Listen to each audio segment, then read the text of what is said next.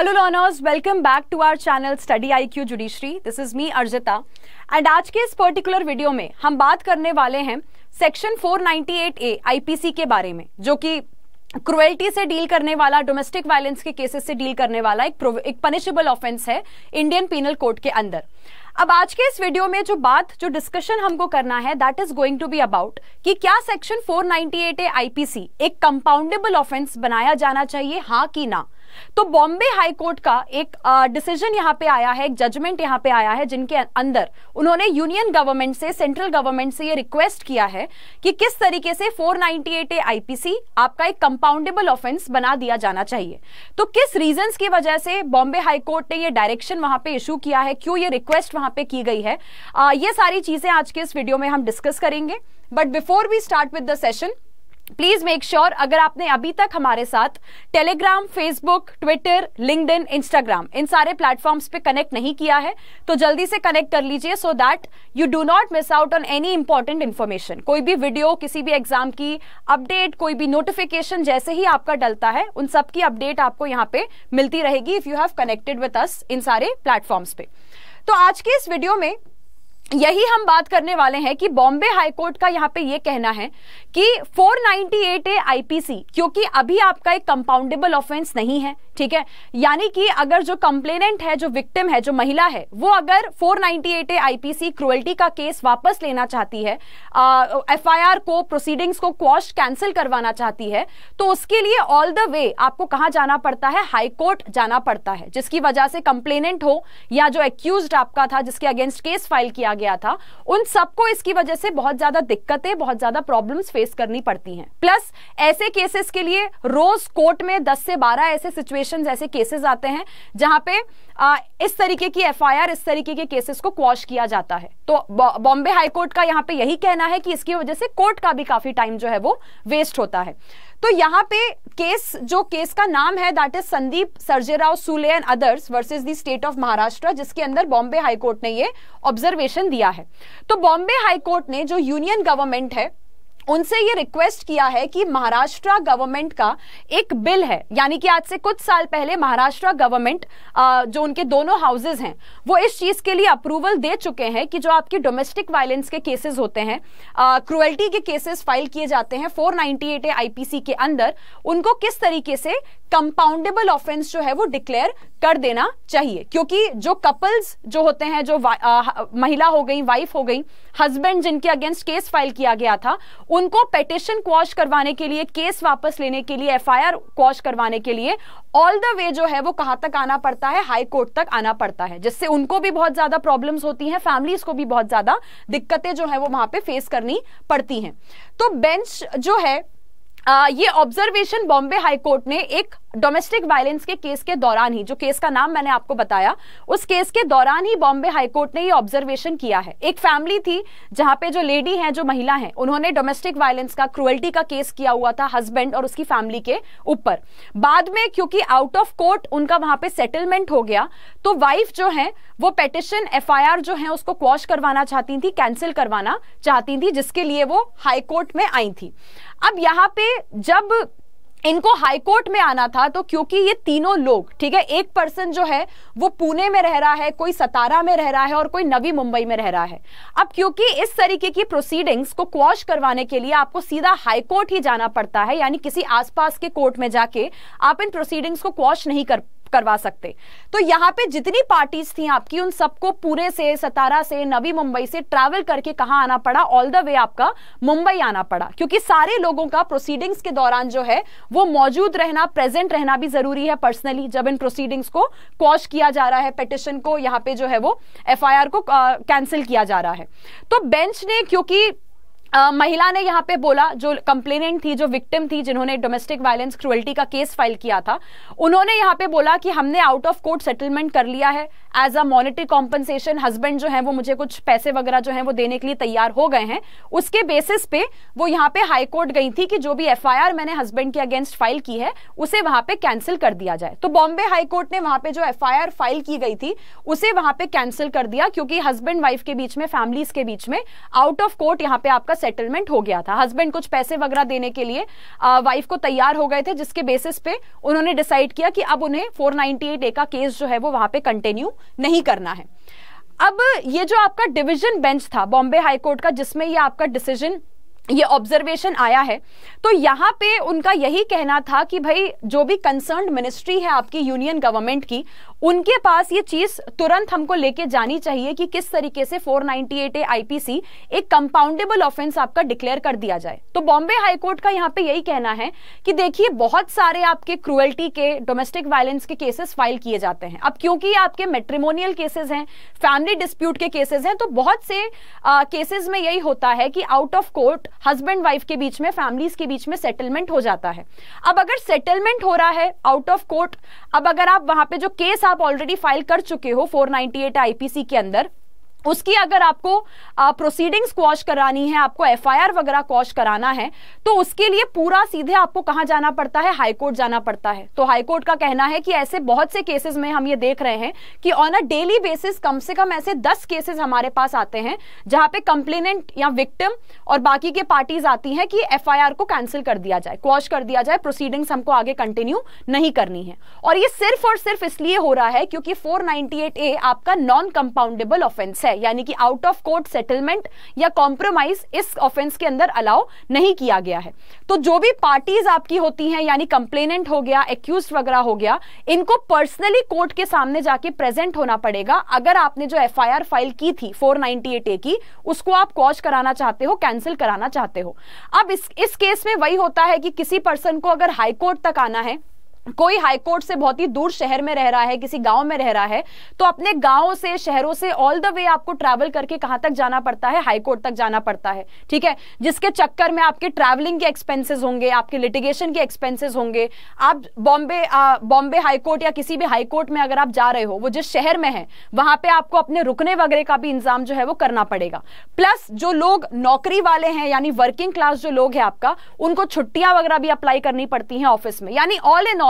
एक FIR quash करवाने के लिए, प्रोसीडिंग्स को क्वॉश करवाने के लिए, हाई कोर्ट तक जाने के लिए इतनी सारी प्रॉब्लम्स जो हैं वो यहाँ पे कंप्लेनेंट और एक्यूज्ड को जो है वो फेस करनी पड़ती हैं, उनकी फैमिलीज को भी देखनी पड़ती हैं। ठीक है, तो यहाँ पे बॉम्बे हाई कोर्ट का यही कहना था कि क्योंकि ऑन अ डेली बेसिस ऐसा बहुत से केसेस में होता है कि 498A के जो केसेस हैं वो बहुत से लोग आके वापस ले लेते हैं, बहुत सारी कंप्लेनेंट्स आगे प्रोसीडिंग्स को जो है वो कंटिन्यू नहीं करती हैं। तो इसी रीजन की वजह से 498A जो है आपका वो एक कंपाउंडेबल ऑफेंस आपका बना देना चाहिए। तो कोर्ट का यहाँ पे यही कहना है कि देखिए इस चीज से फर्क नहीं पड़ता, ये एक इममटीरियल चीज है कि भाई हो सकता है out of court husband wife ने अब डिसाइड किया हो कि अब वो साथ में वापस रहना चाहते हैं, यानी कि उन्होंने रिकंसाइल कर लिया है, जिसकी वजह से अब वो 498A का केस वापस लेना चाहते हैं। या फिर हो सकता है आउट ऑफ कोर्ट उनने अपने आप आपस में किसी तरीके का सेटलमेंट कर लिया हो, जैसा कि इस केस में यहां पे हुआ। बट द फैक्ट इज कि भाई आप जो केस ऑलरेडी सामने वाले पे फाइल कर चुके हो, अगर आपका किसी भी तरीके का सेटलमेंट हुआ है आउटसाइड कोर्ट, तो आपको केस तो कैंसिल करवाने जाना पड़ेगा, यानी एफआईआर प्रोसीडिंग्स आपको क्वॉश करवाने के लिए जाना पड़ेगा, जिसके लिए पार्टीज को जो है वो कहां जाना पड़ता है, सीधे हाई कोर्ट में जाके प्रेजेंट होना पड़ता है पर्सनली, यानी उसके बिना वो प्रोसीडिंग्स आपकी वहां पे कैंसिल जो है वो नहीं की जाती हैं। तो यहां पे कोर्ट का यही कहना है कि जो भी ऑफेंसेस आपके कंपाउंडेबल डिक्लेयर हो जाते हैं, यानी क्योंकि अभी 498A कंपाउंडेबल नहीं है, लेकिन जितने भी केसेस, जो भी ऑफेंसेस आपके कंपाउंडेबल माने गए हैं, डिक्लेयर किए गए हैं, उनके अगेंस्ट अगर आप कोई भी एफआईआर या प्रोसीडिंग क्वॉश करवाना चाहते हो, तो उसके लिए आपको पूरा हाई कोर्ट तक जाने की जरूरत नहीं है। आसपास के आप किसी भी कोर्ट के पास जाके वो जो मैटर है आपका पेंडिंग, उसको आप क्वॉश वहां पे करवा सकते हैं। अब यहाँ पे एक और चीज इस केस के अंदर बताई गई थी, विच इज कि जो आपका सेक्शन 320 क्लॉज 2 है सीआरपीसी का, ठीक है, जो कि 498A को एक कंपाउंडेबल ऑफेंस आपका बना सकता है, इस चीज को महाराष्ट्र सरकार, महाराष्ट्र गवर्नमेंट ऑलरेडी अप्रूवल दे चुकी है। यानी महाराष्ट्र गवर्नमेंट के जो दोनों हाउसेज हैं वो इस चीज के लिए 2018 में ही अप्रूवल दे चुके थे कि भाई हमारे स्टेट में 498A आईपीसी के जो केसेस हैं वो कंपाउंडेबल आपके माने जाएंगे। लेकिन अकेला स्टेट जो है खुद से इस चीज को डिसाइड नहीं कर सकता, तो स्टेट का ये जो लॉ था, उनका ये जो बिल था, इसको इन्होंने यूनियन गवर्नमेंट के पास भेजा था ताकि उसको प्रेसिडेंट का एसेंट, प्रेसिडेंट की सहमति भी मिल सके, क्योंकि यही आपका प्रोटोकॉल है, प्रोसीजर है कि भाई स्टेट खुद से ये चीज डिसाइड नहीं कर सकता, उनको प्रेसिडेंट को भी भेजना पड़ेगा उस चीज की परमिशन, उस चीज का एसेंट लेने के लिए। तो महाराष्ट्र के दोनों हाउसेस के द्वारा जब इस चीज को पास कर दिया गया था, अग्री कर लिया गया था कि 498 एक कंपाउंडेबल ऑफेंस माना जाएगा, उसके बाद इसे प्रेसिडेंट के पास भेजा गया और फिर प्रेसिडेंट के ऑफिस से इसको union ministry of women and child development जो है उनके पास भी भेजा गया था कि भाई आपको क्या ये लगता है कि जो महिला है, जो विक्टिम है, उसके बेनिफिट में ये चीज सही रहेगी कि आपके डोमेस्टिक वायलेंस के केसेस कंपाउंडेबल हो जाएं, यानी कि आउट ऑफ कोर्ट इसमें सेटलमेंट या कॉम्प्रोमाइज किया जा सके। अब यहाँ पे जो आपका union ministry of women and child development है, उनके पास से ये चीज अभी भी पेंडिंग है, उनके साइड से ये चीज अभी भी अटकी हुई है, क्योंकि महाराष्ट्र गवर्नमेंट तो पास कर चुकी है, लेकिन इन लोगों ने अभी भी इस चीज के लिए यहाँ पे अप्रूवल नहीं दिया है, ये बोलते हुए कि अगर 498A को कंपाउंडेबल कर दिया गया तो इसका विक्टिम के ऊपर, महिला के ऊपर गलत असर जो है वो आपका पड़ सकता है। अब सबसे पहली बार अगर हम बात करें कि ये जो डोमेस्टिक वायलेंस के केसेस होते हैं, क्रुएल्टी के केसेस होते हैं,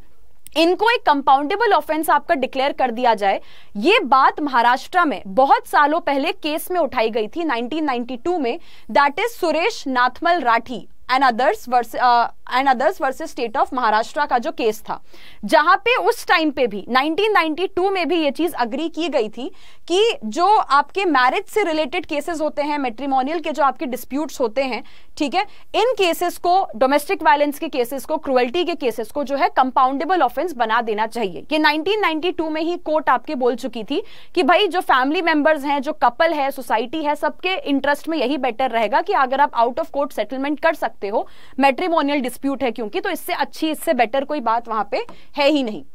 तो